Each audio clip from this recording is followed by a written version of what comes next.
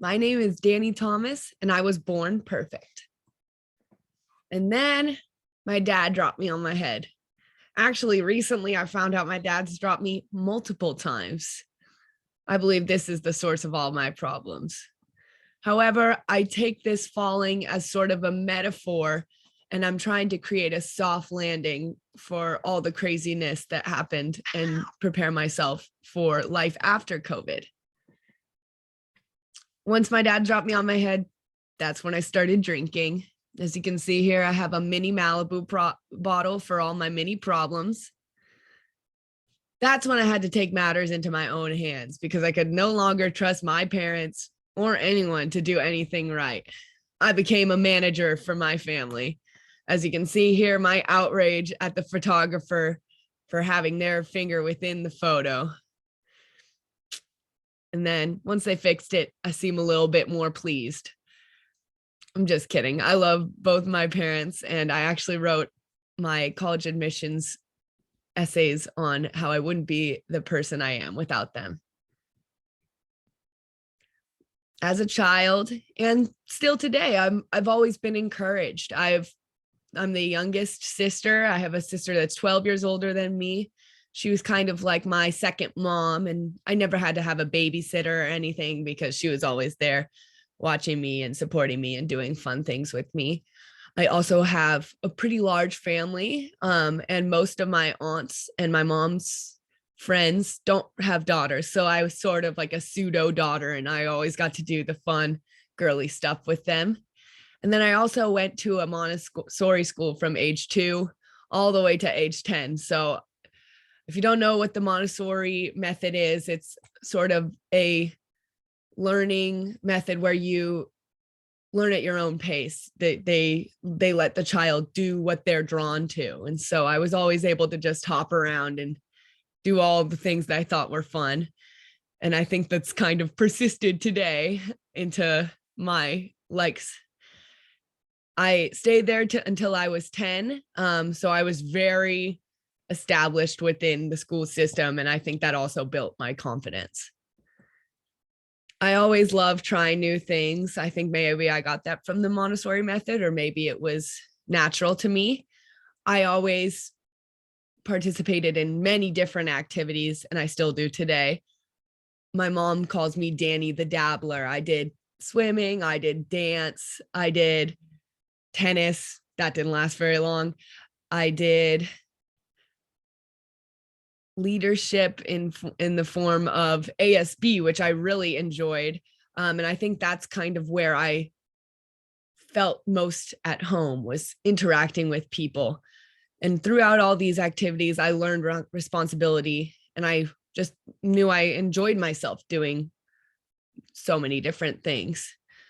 Even though I couldn't find one specific sport or activity that I was fully drawn to, I think the common theme in all of them were interaction with people and a connection that I was able to build. And then COVID hit, and I lost all of my comfort activities. I entered a new school. I started over in terms of leadership. I no longer had that safety net of being an established person within the school. And I didn't really have any activities that I was drawn to anymore. And it was a little more difficult to participate in it being on Zoom. I didn't feel the connection the same way. I didn't have any friends because I was starting at a new school, so didn't have that prefab connection. And then I also had a needy boyfriend who took up a lot of my time. I was spending all of my free time hanging out with them and not really able to find my own activities and hobbies. I didn't have any emotional or physical outlets besides the boyfriend. And I wasn't exercising, just being inside all day. And then I just had increased dread about society and COVID because just everything seemed so negative and not a good outlook. And then I had a lot of self-created pressures of what I expected myself to be doing. And then some family pressures on spending time with them and spending time with my cat, who's actually sitting on my lap right now as I film. And then in addition to that, I had a poor diet and I was not drinking enough water. It was not good for my physical health. And even on top of that, I had adopted this phrase, everything is a question mark, because I was not able to find solid ground anywhere. And as a result of all of those factors, I had extreme anxiety. And it wasn't something I really experienced before. However, because of this gigantic change, it was sparked. This is where I have a question for you guys. How do you feel COVID affected your daily life? How do you think you handled it? Do you think you've been able to return to your prior mindset before COVID hit or not? The physical effects of my anxiety mostly manifested in the morning, and I would awake from my sleep, even if no matter what time I went to sleep, I would wake up between 4 and 6 a.m.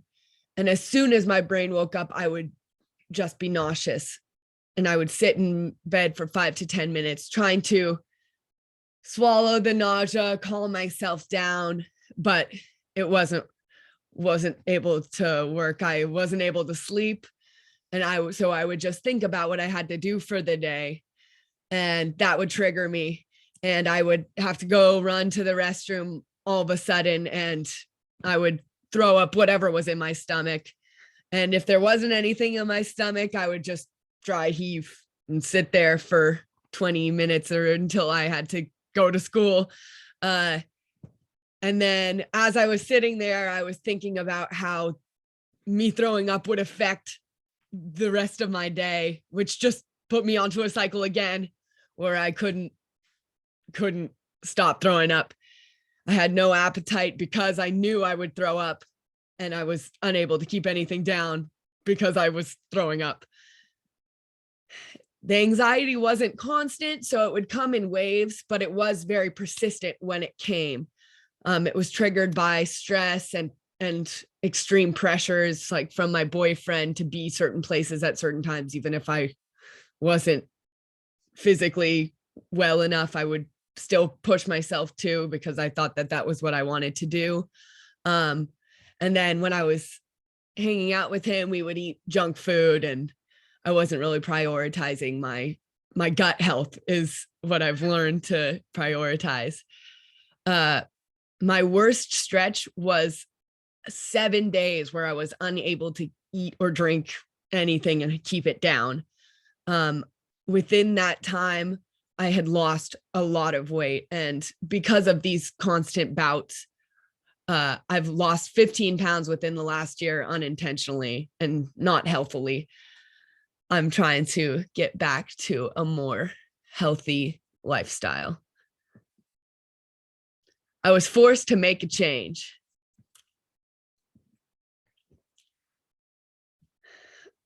Some of the factors I chose when I was making that change was I knew I needed to communicate my needs and speak up for myself and prioritize myself. So I actually ended up breaking up with that boyfriend. There was nothing too wrong with him. I just wasn't focusing on myself, and I needed to in order to be healthy. I shed unnecessary pressure. So I spoke with my parents about the anxiety I was feeling, and they communicated to me that they don't have any pressures on me and that I should just do what I need to do. The most effective thing was a healthy diet.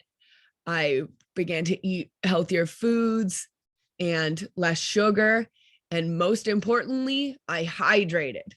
I've adopted another phrase, hydrate or dihydrate, because it is true. If I do not hydrate, and if you do not hydrate, you are not going to feel as good. You are going to feel like death. So the hydration order says to drink more water. I also attended therapy, and I'm still in therapy to address the daily anxieties that occur. I've also started practicing positivity that helps me eliminate anxiety before it happens. And also, I've been able to figure out more about myself through our managing yourself class. And I think I'm on the path to becoming an event manager. We'll see how that all works out, but it's nice to know a little bit more about yourself so that it can eliminate some of those questions. However, everything still is a question mark. I don't know what my path will be. I don't know if event management is for me. Still figuring myself out. I don't know exactly what I like and dislike. That's kind of why I've also broken up with my boyfriend, is to see what's going on, check out all the different options. I don't know what's going to happen. I don't know if the Omicron variant is going to come back. I don't know if that's going to hinder my plans for the summer. I don't know. All I can do is be prepared for anything and everything. And I used my anxiety for good in that way in order to solve my problems preemptively. And right now I'm feeling pretty good. I haven't had anxiety for a good stretch, and I'm addressing it, I think, healthily and appropriately. And yeah, so I'm prepared for a good day. Glad I got the assignment done, and just keep tackling everything as it comes. You got this. Thank you.